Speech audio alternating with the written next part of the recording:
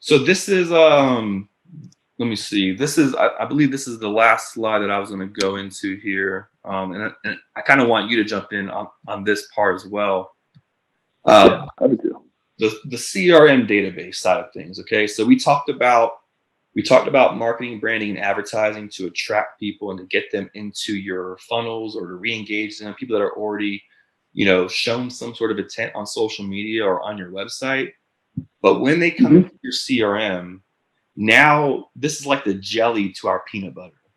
Okay, like Chime is like the bread. We're like the peanut butter.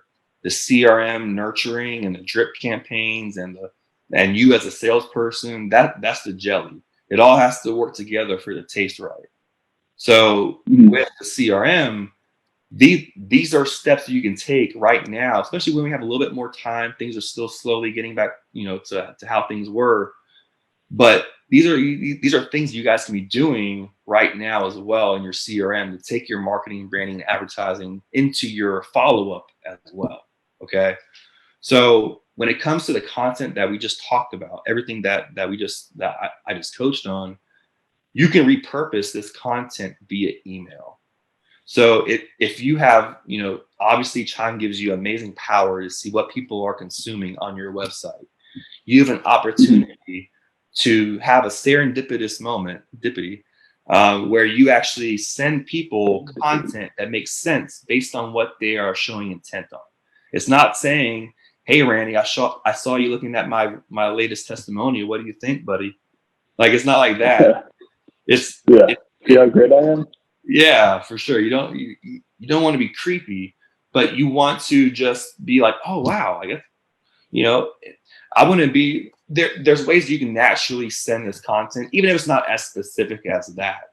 If you have a past Hmm. buyer or an old buyer lead and you wrote an article about buyer myths during the pandemic, it's a great blog to Hmm. send to them.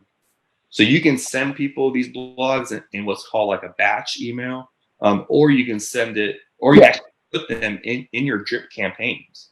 So if it's an evergreen blog, like about top buyer, questions that people ask in Lakeland, Florida when they move here, for Hmm. for my first time home buyer or my recently reload like my reload action plan, I could put that blog in there because it makes sense.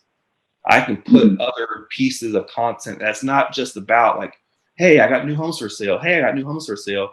Hey, I have 20 years of experience. Book a call. Hey, check your home's value. Then by like the sixth email drip, I'm out. Like I'm not even talking to you Right. anymore. But if you mix in some content that gives me value as well, now I'm like, okay, well, this is different. My other realtor where I moved never sent me articles about new businesses. Like I want to go to that new brewery that opened up. I had no idea. It's pretty cool. Yeah. Um, Absolutely. it's just things like And, that. and and let me chime in, if you will. I like This that. is why it's so bad. Um, this is why it's so important to maintain and have a clean database, if you will. It is such a chore to build a large database and go back and maintain it and categorize and label everyone and make sure every data is filled properly. Make sure your database is clean. You've got your labels assigned. You've got your groups. You've got your are they a first time home buyer fields checked and things of that nature so that you can then build this custom list within your Chime CRM and then send out this content you're creating, whether it's evergreen or otherwise, and you can then actually activate smart plans based off of these very custom lists as well. So take advantage of the fact that you can build a very specific group of people, similar to the way you want to be doing that on Facebook, right? So Mhm. um, I mean, you could do it's it just, even deeper in the CRM though. Like you have even more data. So yeah, that's yeah. yeah, you absolutely do because you are you're not limited outside of what data you know or have, right? So if you've got your group of Bucks fans, you want to label them as Bucks fans and talk to every single one of them about Tom Brady and Rob Gronkowski coming to ruin their career in Tampa Bay, right? So Or maybe I'll run an ad to New England, getting people to move down to Florida to follow. I don't know. Man, if you get, oh, if that was a thing that happened, I feel bad for that person. Those ugly cream orange jerseys. Anyways, Easy. you see this right here. I'm just saying, organize and clean up your database. That's. I mean, to me, that's number 1, 2, and 3. You have to have an organized database before you can really do any of this to get the most amount of effectiveness. Yep, most definitely. And as you're cleaning that up, make touch points. Don't just like clean it up and move on to the next person. Like send a quick bomb email or a bomb video, or send a quick touch point that just says, "Hey, how are you doing? How are the kids? How are you dealing with everything?" Like just that simple question, such a long way, and it takes you 10 seconds. So as you're cleaning up the database, start some conversations. It's only going to help. Content creates conversations. Conversations create clients. That's one thing that I'm a firm believer in. So just start conversations. But you brought up another great point, Randy. Like with your targeting, I can, even though I'm limited to the radius of my area with Facebook now, based on the laws and regulations, I can still do interest-based targeting. I can target Tampa Bay fans, like you just mentioned.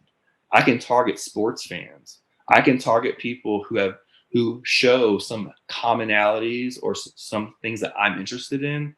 And if I brand myself as the sports guy real estate agent in Central Florida, I'm going to definitely make pillar content around sports. I'll probably have a sports podcast, quite frankly, that I would be able to pour into and get people into my funnel. And like, I'd be creating content around sports. I'd be creating ads that have me like with my Bucks helmet, like showing a property or something. Like, I don't know. Like, it's just something. Yeah.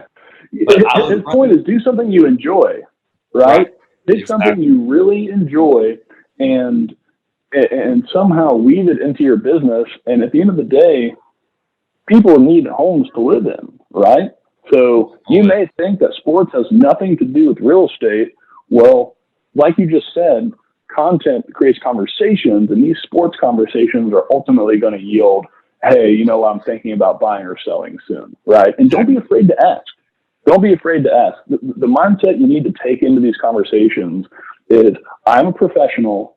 I take care of my clients, and there are a lot of hobbyists in this industry. And if I don't ask this person if they need help buying or selling, they may very well end up in the hands of a hobbyist who will do them a disservice.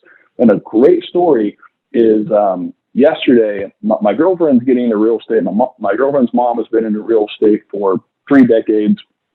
And they're doing a deal with an agent who waived the rights to an inspection.